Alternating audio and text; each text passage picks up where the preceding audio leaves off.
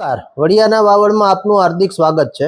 21/2/2026 પરિપત્રની સૂચના મુજબ પીજીવીસીએલ દ્વારા જે લોકોના લાઇટ બિલ બાકી હોય તેને 24મી ફેબ્રુઆરી સુધીમાં ભરી આપવાનું જાહેર કરવામાં આવ્યું હતું। ત્યારબાદ 25મીએ પીજીવીસીએલ ડિસ્કનેક્શન માટેની મેગા ડ્રાઈવ યોજશે તેવી સમાચાર પત્રોના માધ્યમથી અને અલગ અલગ માધ્યમોથી જાહેરાત કરવામાં આવી હતી।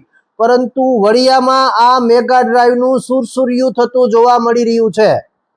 પીજીવીસીએલે એવું જણાવ્યું હતું કે ભાઈ અન્ય ડિવિઝનના લોકો એટલે કે વડિયાની અંદર ડિસ્કનેક્શન માટે બીજા સેન્ટરની અંદરથી ટીમો આવશે અને મોટી મેગા ડ્રાઈવ યોજશે અને બધા લોકોના ડિસ્કનેક્શન કરશે। પરંતુ સવારના જ પીજીવીસીએલની મુલાકાત લેતા પીજીવીસીએલના નાયબ ઇજનેર દ્વારા એક મીટિંગ બોલાવવામાં આવી હતી અને એની અંદર વડિયાના જ સ્ટાફને ડિસ્કનેક્શન માટેની ઉઘરાણાની યાદી સોંપવામાં આવી હતી।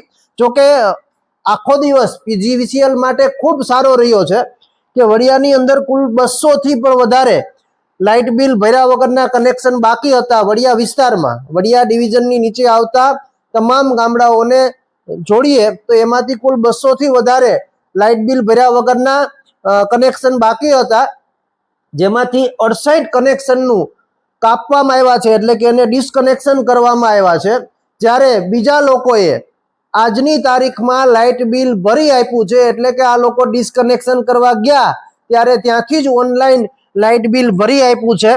તો આવા એક દિવસની અંદર વડિયા પીજીવીસીએલે 5,92,000 રૂપિયા વસૂલ કર્યા છે અને 68 વીજ કનેક્શનોને કાપવામાં આવ્યા છે। એટલે પીજીવીસીએલે ડિસ્કનેક્શનની ડ્રાઈવના નામે ઉઘરાણા કર્યા હોય તેવું સામે આવતું જોવા મળ્યું છે।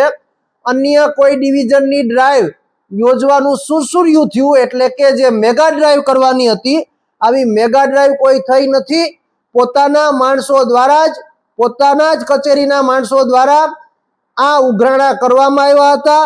વડિયા પીજીવીસીએલ દ્વારા 68 વીજ કનેક્શન કાપવામાં આવ્યા હતા, અન્યના બિલ ભરાઈ દેવામાં આવ્યા હતા અને એક દિવસની અંદર વડિયા પીજીવીસીએલ દ્વારા 5,92,000 ની વસૂલાત કરવામાં આવી હતી બાકી વીજ બિલ પેટેની। ત્યારે પીજીવીસીએલે 21/2/2026 પરિપત્ર મુજબ જે સૂચનાઓ આપી હતી એ મુજબ એણે માર્ચ એન્ડિંગ હોવાને કારણે બિલના ઉઘરાણા માટેનું એક ચોક્કસ વ્યૂહરચના બનાવી હોય તેવું આના પરથી જાણવા મળી